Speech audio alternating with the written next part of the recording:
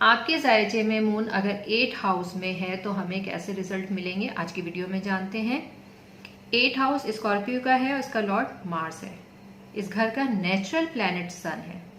अगर सन 8 हाउस में होगा तो बुरे रिजल्ट नहीं देगा, लेकिन जब सन और मून एक ही घर में आ जाते हैं तो ये भी कोई इतना अच्छा कॉम्बिनेशन नहीं होता। इस वक्त हम बात कर रहे हैं कि मून 8 हाउस में होगा तो हमें कैसे रिजल्ट मिलेंगे। मून 8 हाउस में आकर डेबिलेटेड हो जाता है, कमजोर पड़ जाता है, हमें अच्छे रिजल्ट देखने को नहीं मिलते। स्कॉर्पियो ठहरा हुआ पानी है, मून खुद भी पानी है, तो जब ठहरे हुए पानी में मून आकर बैठेगा तो वो इतने अच्छे रिजल्ट हमें नहीं देगा। मून 3 डिग्री पर डेबिलेटेड हो जाता है, कमजोर पड़ जाता है, उसमें जो मून की जो पावर है वो हमें देखने को नहीं मिलती।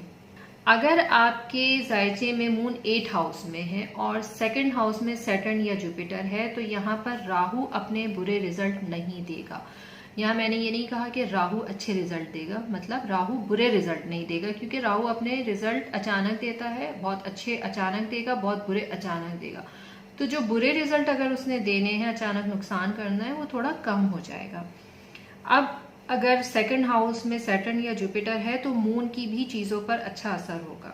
मून की चीजें कौन है? माँ है, जितनी भी लिक्विड चीजें हैं, दूध है, पानी है, ये सारी चीजें इसमें आती हैं। और जब 8वां घर आ जाता है तो यहाँ पर पेट्रोल आ जाता है, इस टाइप की चीजें जो लिक्विड की होती हैं तमाम वो इसमें आ जाती हैं। तो अगर आप इन चीजों का कोई बिजनेस करते हैं तो इतने बुरे रिजल्ट आपको देखने को नहीं मिलेंगे। मून और सैटर्न का कॉम्बिनेशन इतना अच्छा नहीं समझा जाता है, तो अगर मून के साथ सैटर्न हो या उसका असर आ रहा हो तो बाज़ाहिर देखने में वो इंसान आपको बहुत अच्छा नजर आएगा, लेकिन वो किस्मत उसका इतना साथ नहीं देगी।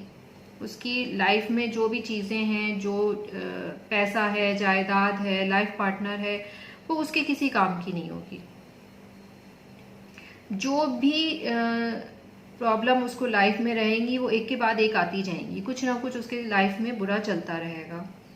अभी जिस तरह से मैंने आपसे बात की कि अगर जुपिटर होगा तो वो अच्छे रिजल्ट हमें देखने को मिलेंगे, लेकिन अगर जुपिटर और राहु दोनों साथ बैठ जाए या मरकरी जुपिटर साथ बैठ जाए तो यहाँ पर भी कॉम्बिनेशन इतना अच्छा नहीं रहता, क्योंकि राहु और जुपिटर भी दोनों अगर साथ हों तो ये कोई इतना अच्छा कॉम्बिनेशन नहीं होता है।